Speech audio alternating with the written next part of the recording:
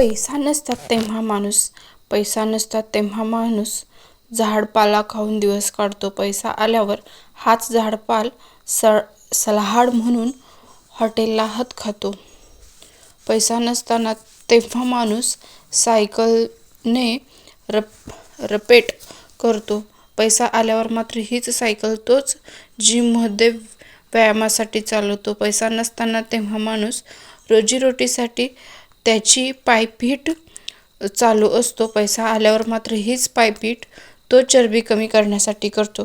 माणूस स्वतःशीच प्रतारणा करीत असतो. पत नसली तरी लग्न करायला एका पायावर तयार असतो.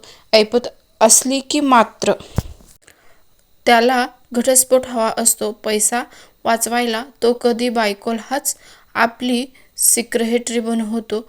पुढे पैसा आला की सिक्रेटरीलाच बायकोसारखे वापरतो. पैसा नसेल तेव्हा तोच असल्याचे सोंग करतो. पैसा असतो तेव्हा मात्र कंगाल असल्याचे नाटक करतो.